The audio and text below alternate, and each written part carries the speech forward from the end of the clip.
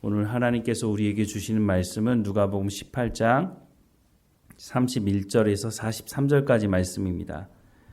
누가복음 18장 31절에서 43절까지 함께 읽겠습니다. 예수께서 12 제자를 데리시고 이르시되 보라 우리가 예루살렘으로 올라가노니 선지자들을 통하여 기록된 모든 것이 인자에게 응하리라.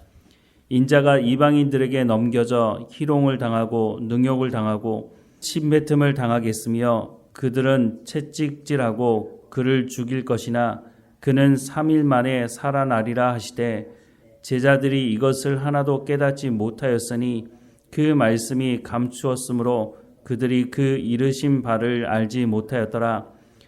여리고에 가까이 가셨을 때에 한 맹인이 길가에 앉아 구걸하다가 무리가 지나감을 듣고 이 무슨 일이냐 물은데 그들이 나사렛 예수께서 지나가신다 하니 맹인이 외쳐 이르되 다윗의 자손 예수여 나를 불쌍히 여기소서 하거늘 앞서 가는 자들이 그를 꾸짖어 잠잠하라 하되 그가 더욱 크게 소리질러 다윗의 자손이여 나를 불쌍히 여기소서 하는지라. 예수께서 머물러 서서 명하여 데려오라 하셨더니 그가 가까이 오매 물어 이르시되 내가 무엇을 하여 주기를 원하느냐. 이르되 주여 보기를 원하나이다. 예수께서 그에게 이르시되 보라 내 믿음이 너를 구원하였느니라 하시매 곧 보게 되어 하나님께 영광을 돌리며 예수를 따르니 백성이 다 이를 보고 하나님을 찬양하니라. 아멘.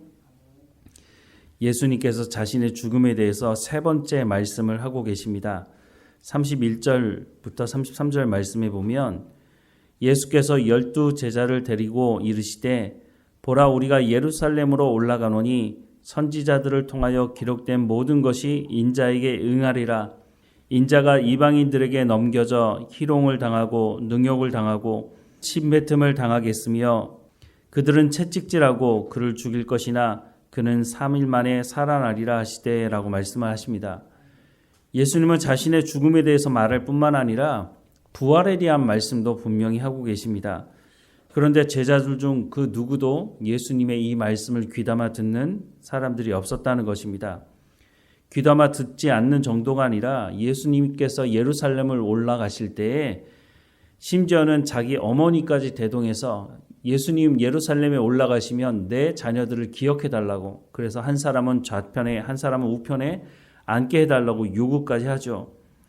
이렇게 된 중요한 이유를 오늘 보면 34절은 제자들이 이것을 하나도 깨닫지 못하였으니 그 말씀이 감추었으므로 그들이 그 이르신 바를 알지 못하였더라 라고 말씀을 하고 있습니다.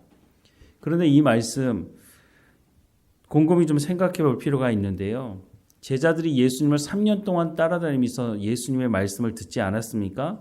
수많은 예수님의 말씀을 들었지만 제자들이 이 말씀을 들을 때마다 깨달아 알았던 것은 아니었습니다. 그래서 따로 시간을 가질 때 예수님께 묻죠. 예수님 아까 하신 말씀이 그 말씀의 의미가 뭡니까? 라고 물었을 때 예수님께서 다시 설명해 주시기도 하십니다. 오늘 본문 조금 전에 읽었던 34절 말씀을 다시 보면 그 말씀이 감추었으므로 라고 말씀을 하고 있습니다. 물론 그 말씀이 감춰져 있기 때문에 깨닫지 못하기도 하겠지만 글쎄요 정말 그래서 깨닫지 못하는 것이었을까요? 조금 전에 말씀드린 것처럼 제자들은 예수님을 따라다니면서 예수님이 예루살렘에 올라가시면 왕이 될 거라고 생각을 했다는 것입니다. 그래서 부모를 대동한 그 제자들 뿐만 아니라 다른 제자들도 늘 자리싸움을 했고 자리싸움을 하는 중요한 이유는 자기가 첫 번째인지 두 번째인지에 따라서 예수님께서 왕이 되시면 자신들에게 주어질 자리가 달라질 것이라고 생각을 했기 때문에 이 사람들이 끝까지 자리싸움을 했다는 것을 알 수가 있습니다. 예수님께서 처음 자신의 죽음과 부활에 대한 말씀을 하실 때에 그 말씀을 들었던 베드로가 어떻게 했습니까? 예수님을 꾸짖으면서 절대 그럴 수 없다고 말을 했죠. 마태복음 16장 21절부터 23절 말씀에 보면 이때로부터 예수 그리스도께서 자기가 예루살렘에 올라가 장로들과 대제사장들과 서기관들에게 많은 고난을 받고 죽임을 당하고 제3일에 살아나야 할 것을 제자들에게 비로소 나타내시니 베드로가 예수를 붙들고 항변하여 이르되 주여 그리 마옵소서 이 일이 결코 주께 미치지 아니하리이다. 예수께서 돌이키시며 베드로에게 이르시되 사탄아 내 뒤로 물러가라. 너는 나를 넘어지게 하는 자로다. 내가 하나님의 일을 생각하지 아니하고 도리어 사람의 일을 생각하는도다 라고 말씀하고 있습니다. 예수님께서 베드로를 향해서 이렇게 화를 내신 적이 있나 싶을 정도로 예수님께서 화를 내시면서 베드로를 책망하시는 내용을 기록하고 있습니다. 제자들은 좀처럼 변하지 않았습니다.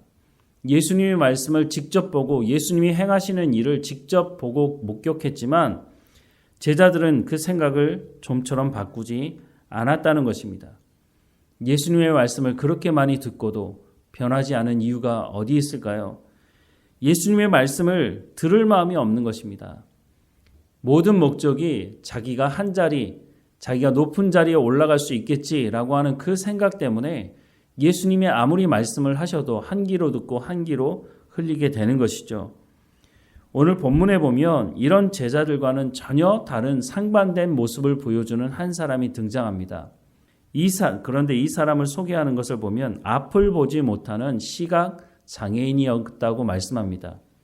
뿐만 아니라 이 사람은 구걸하며 먹고 사는 사람이었다고 말씀하고 있습니다.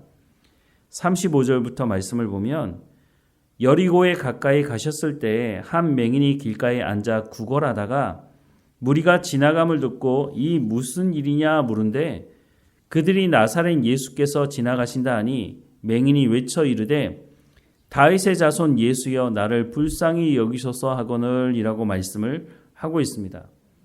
앞을 보지 못하는 시각장애인이다 보니 예수님을 한 번도 보지 못했을 것입니다. 하지만 예수님에 대한 소문을 들었겠죠. 그 예수님이 지나가신다고 하니 이 시각장애인이 소리를 치는데 다윗의 자손 예수여 나를 불쌍히 여기소서라고 말하고 있다는 것입니다. 이 시각장애인이 다윗의 자손이라고 말한 것은 그냥 다윗의 후손이라고 말하는 것이 아니라 예수님이 바로 다윗의 자손 하나님께서 언약하신 메시아라고 말을 하고 있는 것입니다. 물론 제자들도 예수님이 하나님의 아들이라는 고백을 했죠. 그 고백을 하고 난 다음에 예수님께서 자신의 죽음과 부활에 대해서 말했을 때 앞서 우리가 본문의 말씀을 읽었지만 제자들 베드로뿐만 아니라 다른 제자들도 예수님 죽으시면 안 된다고 그렇게 말하지 않았습니까? 입으로는 신앙 고백을 하고 있지만 삶의 현장에서는 좀처럼 자기의 생각들을 바꾸지 않고 시각장애인이었던 이 사람이 고백하는 이 고백을 진심으로 고백하지 못하고 있다고 하는 것을 봅니다. 심지어는 이 시각장애인이 예수님이 바로 메시아라고 고백할 때 그 앞서가던 사람들이 어떻게 했느냐 하면 39절 말씀을 보니까 앞서가는 자들이 그를 꾸짖어 잠잠하라 하되 그가 더욱 크게 소리질러 다윗의 자손이여 나를 불쌍히 여기소서 하는지라 라고 말씀을 하고 있습니다. 여기에 앞서가는 자들이 그를 꾸짖었다라고 말하고 있습니다. 잠잠하라고 상당히 완곡한 표현을 쓰고 있는데 쉽게 말해서 욕을 한 것입니다. 야 네가 뭔데 하면서 쌍욕을 하면서 조용히 하라고 한 것이죠. 그런데 이 사람이 이 말을 듣고 잠잠한 것이 아니라 더욱 소리를 높여서 당신은 바로 메시아가 아닙니까? 나를 불쌍히 여겨달라고 그렇게 소리를 질렀다고 말씀을 해주고 있습니다. 많은 사람들이 예수님을 만났죠. 많은 사람들이 예수님을 만나서 병고침을 받고 나음을 입고 심지어는 죽었다가 살아난 사람들도 있었습니다. 그런데 그 사람들 중에 예수님을 따르겠다고 한 사람들은 많지 않았습니다. 이 앞을 보지 못하는 사람이 예수님을 만나고 앞을 보게 되자 43절 말씀을 보면 곧 보게 되어 하나님께 영광을 돌리며 예수를 따랐다라고 말씀을 하고 있습니다. 하나님의 말씀을 듣고도 한 귀로 흘리는 제자들이 있는가 반면에 이 사람은 앞을 보지 못했던 이 사람은 예수님의 소문을 듣고 예수님께 자신의 모든 것을 위탁하고 예수님께서 나를 고치실 것이라는 것을 확신하면서 예수님이 메시아라고 하는 것을 선포하고 있는 모습을 봅니다. 제자들은 육적으로는 앞을 볼 수 있지만 영적으로는 앞을 보지 못하는 시각장애인인 것을 말하고 있고 오히려 육체적으로는 앞을 보지 못하지만 영적으로는 앞을 볼 수 있는 이 시각장애인이었던 이 사람은 영적으로는 하나님의 말씀을 들을 수 있고 하나님을 볼 수 있는 사람이었다고 하는 것을 소개해 주고 있습니다. 골로새서 3장 10절 말씀에 보면 새 사람을 입었으니 이는 자기를 창조하신 이의 형상을 따라 지식에까지 새롭게 하심을 입은 자니라 라고 말씀을 하고 있습니다. 예수 믿는 사람들이 바로 이런 사람이라고 말씀하고 있는 것입니다. 예수 믿는 사람들은 입으로만 예수님이 우리의 구주라고 고백하는 사람들이 아니라 자기의 생각도 하나님 말씀으로 말미암아 새롭게 되어지는 사람들이라고 말씀해주고 있다는 것입니다. 우리가 예수 믿는다고 입으로는 고백하면서 우리의 생각은 바꾸지 않고 하나님의 말씀을 들을 때도 다 편집해내서 내가 필요한 말씀만 끄집어낸다면 우리는 제자들과 같이 육체적으로는 앞을 보지만 영적으로는 앞을 볼 수 없는 시각장애인으로 살아갈 수가 있다고 하는 것을 말씀해주고 있는 것입니다. 우리는 어느 곳에 서 있습니까? 우리도 하나님 말씀 듣기를 원하고 하나님 말씀으로 우리가 새롭게 되기를 원하지 않습니까? 그런데 잘 되지 않는 이유는 우리의 생각을 내려놓지 않기 때문인 것입니다. 결국 제자들이 오순절날 성령 강림 사건을 경험하고 나서야 드디어 자기의 생각을 내려놓고 하나님의 말씀을 받아들이는 모습을 봅니다. 그래서 오늘 우리도 성령의 충만함을 구해야 하는 것입니다. 우리의 의지와 우리의 결단으로는 우리의 생각을 바꾸기가 쉽지 않습니다. 그래서 예수님께서 성령의 충만함을 구하라고 구하는 자에게 성령을 주시겠다고 약속하고 계시는 것입니다. 우리가 자원함으로 하나님 앞에 나가서 성령의 충만함을 구할 때에 하나님의 말씀으로 우리의 생각이 바꾸어져 가고 영적으로도 하나님을 볼 수 있는 삶을 살아갈 수 있다고 약속하고 있는 겁니다. 이 한 주일을 살아가면서 하나님의 말씀에 귀를 기울이고 하나님 우리 가운데 말씀해 주십시오. 우리가 하나님의 말씀을 듣고 순종하기 원합니다. 그에 앞서 하나님 우리 가운데 하나님의 말씀을 깨달아 알 수 있도록 성령의 충만함을 달라고 날마다 하나님께 간구하며 하나님의 말씀을 듣고 우리의 생각이 새로워지고 영적으로 하나님을 온전히 바라보고 우리의 삶의 현장에서 성령의 열매를 맺어가는 삶이 되어야 할 것입니다. 오늘도 하나님 앞에 기도하며 하나님 내 가운데 약속하신 그 성령을 허락해 달라고 간구하며 성령의 충만한 가운데 살아가는 우리의 삶이 되기를 주님의 이름으로 축원합니다. 기도하겠습니다. 새 사람을 입었으니 이는 자기를 창조하신 이의 형상을 따라 지식에까지 새롭게 하심을 입은 자라고 우리를 향해서 말씀하시는 하나님의 말씀을 듣습니다. 하나님 우리가 하나님 안에서 새로워지게 하시고 우리의 지식까지 새로워지게 하셔서 하나님의 말씀 듣기를 사모하는 우리에게 말씀하시는 그 하나님의 말씀을 마음에 새기며 우리의 삶의 현장에서 성령의 열매를 맺어갈 수 있도록 은혜를 허락해 주옵소서.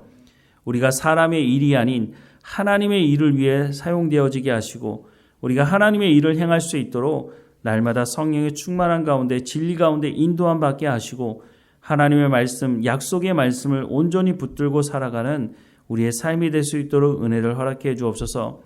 우리의 삶의 모든 근심과 걱정을 하나님께 내려놓습니다.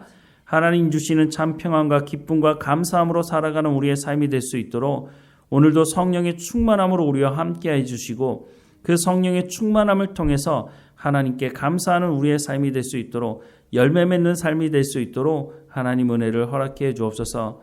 하나님 우리가 하나님의 말씀을 들을 때에 깨달아 알 수 있도록 분별하지 못하는 제자들처럼 살아가지 않도록 우리가 우리의 탐욕과 욕심을 따라 살아가지 않도록 우리의 삶을 주관하시고 인도해 주옵소서.